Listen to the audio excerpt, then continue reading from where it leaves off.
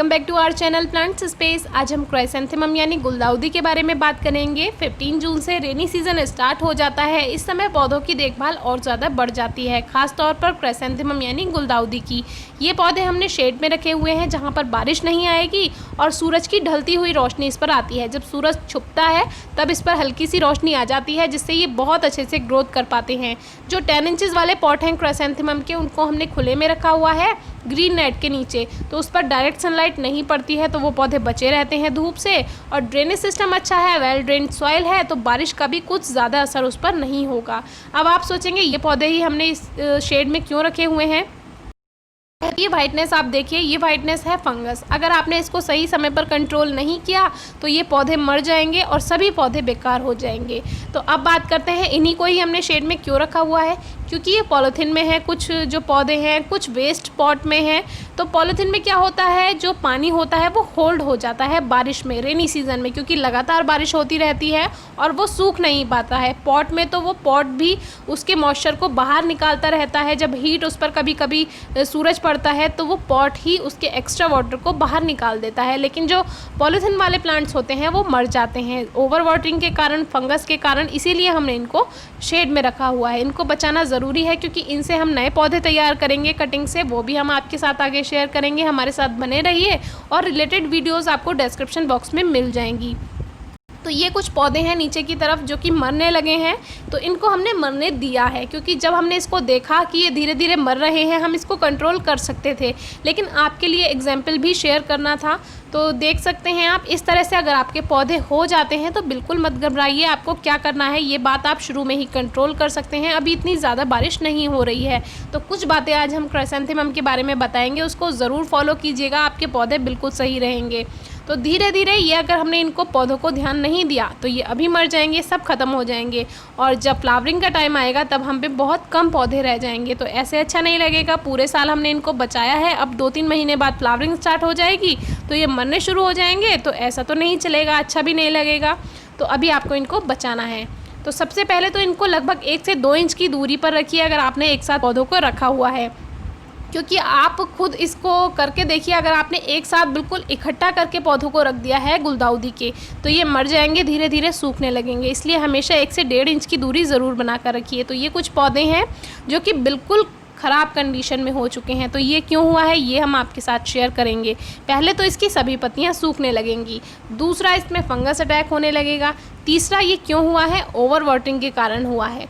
तो सबसे पहले पौधा ओवर वाटरिंग की वजह से मरता है, फिर उसमें फंगस लगती है इसलिए मरता है, और फिर धीरे धीरे सूखता चला जाता है। तो देखिए इस तरह की ये फंगस होती है, जैसे कि जो मीली बग्स होते हैं बिल्कुल उसी तरह की ये फंगस होती है।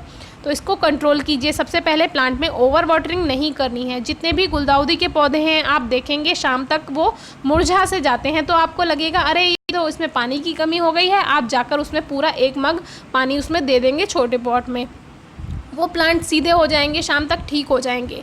लेकिन फिर अगले दिन वो ऐसे ही होगा। तो ऐसा क्यों होता है, क्राइसेंथेमम के पौधे शाम को मुरझाते ही हैं बहुत ज़्यादा गर्मी के कारण, क्योंकि ये सर्दियों के पौधे हैं। तो आप ये मत सोचिए कि इसमें पानी की कमी हो गई है, आप उसमें हल्का सा स्प्रे कीजिए और वेट कीजिए। उसको ऐसी जगह रखना है जहाँ पर डायरेक्ट सनलाइट ना आती हो, मतलब शाम की आ जाती हो थोड़ी धूप या सुबह की आ जाती हो। तो मुरझाते किस लिए हैं, जब उस पर बहुत ज़्यादा गर्मी पड़ती है, हीट पड़ती है। तो ये हमारे कुछ और पौधे हैं, तो इसको हम बताएंगे कि कैसे बचाएं आप। जैसे मान लीजिए आपका पौधा इस तरह का हो गया है, यानी कि सूखने लगा है, उसमें फंगस अटैक होना शुरू हो गया है, लेकिन जो उसके ऊपर के जो पोर्शन है वो अभी ग्रीन है। तो इस तरह के पौधे आप बचा सकते हैं। तो सबसे पहले तो आपको इन पौधों की सूखी पत्तियां हटा देनी हैं। तो सूखी, और ये जो आप मिट्टी देख रहे हैं ये ओवर वाटरिंग का कारण है, जो कि देख सकते हैं कितनी ज़्यादा गीली है। तो इस तरह का अगर ओवर वाटरिंग हो रही है तो एक दिन पानी बिल्कुल भी ना दें, और अगर प्लांट मुरझा रहा है तो उस पर जाकर पत्तियों पर हल्का स्प्रे कीजिए, उसको ठंडक वाली जगह पर रखिए और उसमें एक दिन बिल्कुल पानी मत दीजिए, क्योंकि वो जितना भी एक्स्ट्रा वाटर है वो सभी गर्मी के कारण ख़त्म हो जाएगा। तो देखिए इस तरह का जो ये टिप हो जाती है, इससे पौधा मरना शुरू हो जाता है। तो सबसे पहले क्या करना है, सारी सूखी पत्तियां हटानी है पौधों पर से, क्योंकि वही फंगस का कारण होती हैं। जब मॉइस्चर होल्ड हो जाएगा और उन सूखी पत्तियों को जगह बनी रहेगी तो वहीं से उसमें फंगस बनेगी। तो देखिए सूखी पत्तियां हमने सबसे पहले हटाई, दूसरा जो वो सूखी ब्रांच थी उसे भी हटा दिया, तीसरा जो इसका सरफेस है पॉट का उसको क्लीन करना है, बिल्कुल क्लीन रखिए। कोई भी पॉट हो, गुलाब हो, क्राइसैंथेमम हो या दूसरे कोई भी प्लांट हो आपके, उसका रेनी सीजन में सबसे पहले उसके सरफेस को क्लीन कीजिए। सूखी पत्तियां हटाइए। जो हम आपको अदर सीज़न में कहते हैं कि सूखी पत्तियां कंपोस्ट का काम करती हैं, फर्टिलाइज़र बनाती हैं, रेनी सीज़न में वो अपोजिट वर्क करेंगी, मतलब उन्हीं से ही फंगस होगी और वो आपके पौधे के मरने का कारण बनेंगी। यानी कि जो दूसरे सीज़न में आपके पौधे के लिए एक तरह से अमृत थी, वो अब रेनी सीज़न में आपके पौधे के लिए एकदम से मारने का कारण बन जाएंगी। तो सूखी पत्तियां हटाई हैं, और ये जो आपको ब्लैक ब्लैक दिख रहा है, ये सभी जो सूखी पत्तियों से कंपोस्ट बन चुका था, इसको हटाया है। ये सूखी टहनियाँ हटाई हैं और बेकार ब्रांचेस हटाई हैं। तो देखिए बिल्कुल क्लीन हो चुका है पॉट, और इसमें ज़्यादा पानी ना भरे, इसके लिए आप इसमें एक्स्ट्रा सॉइल भी ऐड कर सकते हैं, जिससे पानी की जगह बहुत कम रहेगी इसमें, तो इससे भी पौधे बचेंगे। देखिए बिल्कुल इनका जो स्टेम है वो क्लीन कर दिया है हमने। अब इसमें कोई भी जगह नहीं है जहाँ पर फंगस रुक सके, तो कभी भी जगह नहीं देनी है पॉट में फंगस रुकने की। तो देखिए बिल्कुल क्लीन है, सरफेस एकदम क्लीन है पॉट का। ओवर वाटरिंग अगर हो गई है तो एक दिन पानी नहीं देना है, प्लांट बिल्कुल ठीक हो जाएगा। तो जैसे हमारे भी पौधों में आप देख सकते हैं बहुत ज़्यादा नमी है, तो ये इसलिए है क्योंकि ये पॉलीथिन में लगे हुए पौधे हैं, जो मॉइस्चर है वो होल्ड हो जाता है, और ख़ास तौर पर तब जब इस पर डायरेक्ट सनलाइट नहीं पड़ेगी, और डायरेक्ट सनलाइट पड़ेगी तो पौधे मुरझा जाएंगे। हर तरफ से परेशानी ही परेशानी है। तो सबसे पहले बहुत कम पानी दीजिए, शेड में रखिए। तो इस तरह से सभी हम पत्तियाँ हटा देते हैं। तो इतनी सारी पत्तियां हमारे सारे पॉट्स में से शाम तक हमने हटा दी हैं। बहुत सारी पत्तियां हैं ये। अब ये क्या करेंगी, लीफ कंपोस्ट बनाएंगी, इसको हम कंपोस्ट बिन में डाल देंगे और बहुत अच्छा फर्टिलाइज़र इनसे बनकर तैयार हो जाएगा। तो आज तो हम कुछ भी नहीं करेंगे अपने प्लांट में, क्योंकि बहुत देर हो चुकी है, शाम हो चुकी है। नेक्स्ट डे आप देख सकते हैं, आज हमने इसमें वाटरिंग नहीं की थी, तो ये शाम को हम दिखा रहे हैं। सुबह को हम इसमें पानी देते हैं, तो हमने नहीं दिया है आज पानी, एक दिन के लिए इसको सूखा हुआ रखा है। तो ये शेड में है इसीलिए ये मुरझाई नहीं है। अगर इस समय ये धूप में होती तो अब तक इसके सारे पत्ते नीचे की तरफ झुक जाते, तो काफ़ी ज़्यादा परेशानी होती। तो हमारे सारे पौधे आप देख सकते हैं कितने अच्छे हो गए हैं, क्योंकि इसका जितना भी वेस्ट था वो हमने सब हटा दिया है। और ये कुछ पॉट्स हैं जो कि बिल्कुल सूख चुके थे, तो इनको हमने बिल्कुल कट कर दिया है। तो अब इसको किस तरह से ठीक करना है, तो ये एक हमने वेस्ट मग है हमारा। आप सोचेंगे गार्डनिंग के लिए कैसे कैसे सामान यूज़ करते हैं, लेकिन कभी भी गार्डनिंग के लिए हम अच्छा सामान यूज़ नहीं करते हैं, क्योंकि फर्टिलाइज़र जब हम लेते हैं तो वो गंदा हो जाता है सब। तो ये है नीम ऑयल, जो कि हमने पहले जो मार्केट का नीम ऑयल आता है वो लिया था, जो कि शीशी में आता है एक। लेकिन अब हमने ये, उनके पास 1 लीटर की पूरी बॉटल थी, तो उन्होंने कुछ इस तरह से एक छोटी बॉटल में हमको दिया है। तो ये हम थोड़ा सा ही लेंगे, क्योंकि ये 1 लीटर से थोड़ा सा कम है पानी। तो इसमें हम लगभग 5 ml नीम ऑयल लेंगे। 1 लीटर में भी आप 5 ml ही लेंगे, लेकिन जैसे ये थोड़ा कम है तो इसमें 5 ml से थोड़ा सा हमने इसको कम लिया है। तो जो दवाई के साथ एक ड्रॉप पर आता है, उससे भी आप इसको नाप सकते हैं 5 ml। तो देखिए आप ड्रॉप बन चुकी हैं। इसमें इस ड्रॉप को मिक्स करने के लिए इसमें हम यूज़ करेंगे वही अपना डिटर्जेंट। आप कोई भी सोप ले सकते हैं। तो ये वॉशिंग पाउडर है, इसको हमने मिक्स कर दिया है, क्योंकि 1 लीटर से कम है इसीलिए हमने 1 चम्मच से थोड़ा सा कम ही लिया है। तो ये डिटर्जेंट इसलिए यूज़ किया जाता है जिससे नीम ऑयल इसमें मिक्स हो जाए। तो हम तो अपने गार्डन में सबसे ज़्यादा यही यूज़ करते हैं। और पॉट देख सकते हैं हाथ से इतना ज़्यादा बड़ा है। अब हम इसको स्प्रे बॉटल में भर लेंगे। अगर आपके पास फंजीसाइड है आप वो भी यूज़ कर सकते हैं, वो बेस्ट होता है, लेकिन हमारे पास नहीं है इसीलिए हम नीम ऑयल यूज़ कर रहे हैं। तो फंजीसाइड अगर आपके पास है उसको भी आप पानी में मिक्स करके उसका स्प्रे कीजिए, आपके प्लांट बिल्कुल ठीक रहेंगे। उसके पाउडर को आप सरफेस पर भी डाल सकते हैं और सॉइल में मिक्स कर सकते हैं। तो इस तरह से हमने स्प्रे बॉटल में इसको फिल कर लिया है और अच्छे से इसको मिक्स करते हैं।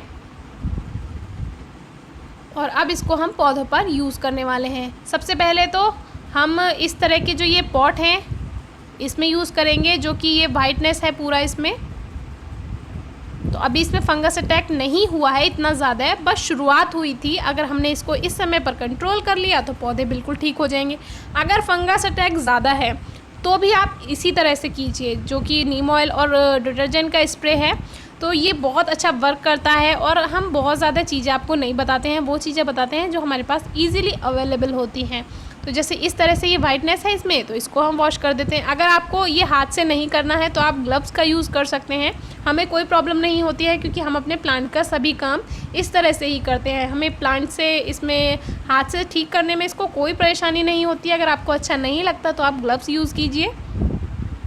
तो इसको क्या करना है, अभी हमें वॉश कर देना है। और जो अगर आपके जो सरफेस एरिया है उस पर भी फंगस है तो उसको भी इसी तरह से वॉश कीजिए, बहुत अच्छा रिजल्ट मिलता है। ये जो हमने आपको नीम ऑयल और डिटर्जेंट का स्प्रे बताया है, ये आप 5 दिन तक लगातार कीजिए। कुछ लोग होते हैं एक ही दिन करके रह जाते हैं, फिर उनका कमेंट आता है हमारे प्लांट पर तो कुछ असर नहीं हुआ।